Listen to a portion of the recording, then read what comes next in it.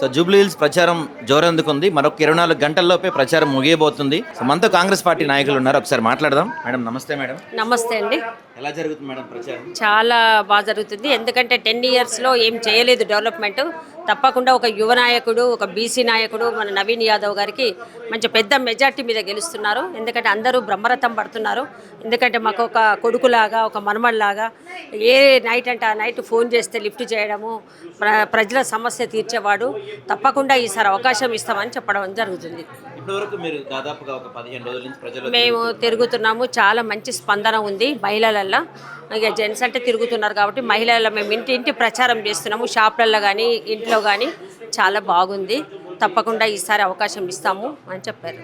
అయితే ఒక పక్క చూసుకుంటే మాగంటి సునీత గారు ఒంటరి మహిళ వర్సెస్ రౌడీలు అని చెప్పి బీఆర్ఎస్ ప్రచారం చేస్తుంది. అదంతా వాళ్ళకు తట్టుకోలేకపోతున్నారండి. వాళ్ళ పెద్దవాళ్ళ నుంచి కేటీఆర్ నుంచి వాళ్ళ సునీత వాళ్ళు అందరు ప్రతి ఒక్కరూ ఆయన మీద నిందలు వేస్తూ ఉన్నారు. అట్లేం కాదు.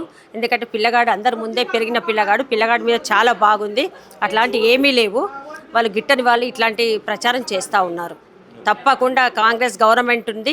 అన్నీ మేము 6 ఇవి కమిటీలు కూడా మేము ఇవన్నీ ఇస్తున్నాం కాబట్టి మహిళలకే కానీ ఉచిత బస్సే కానీ రేషన్ బియ్యమే కానీ సన్న బియ్యం కానీ 2,500 పెన్షన్ కూడా ఇవ్వబోతున్నాము. రైతాంగానికి ఇక్కడంటే రైతులు లేరు కానీ హైదరాబాద్లో కూడా ఇందిరమ్మ హౌజెస్ ఇవన్నీ ఇస్తాం కాబట్టి మంచి బ్రహ్మరథం పడుతున్నారు. ఎందుకంటే 10 ఇయర్స్లో ఏం చేయలేదు. రోడ్లన్నీ మేము చూస్తే చాలా అధ్వానంగా ఉన్నాయి.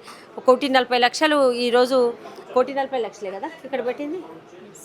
1,40,00,000 పెట్టడం జరిగింది. డెవలప్మెంట్ అవుతా ఉంది. ఇంకా బీజేపీ వాళ్ళు అంటే అజరుద్దీన్కి మంత్రి పదవి ఇచ్చి కాంగ్రెస్ మత రాజకీయాలకు తెరలేపుతుంది అని చెప్పి అట్లేం లేదు. కాంగ్రెస్ ఎప్పుడో అనుకున్నారు మైనార్టీస్ కూడా మినిస్టర్ ఇద్దామని. ఇప్పుడు అవకాశం ఉంది, ఇప్పుడు ఇచ్చారు. దీని ఎన్నికలకు దానికి సంబంధం లేదు. మైనార్టీ కంపల్సరీ ఇవ్వాలి అనేసి ఎప్పుడో నుంచో అనుకున్నారు కాబట్టి ఇచ్చారు.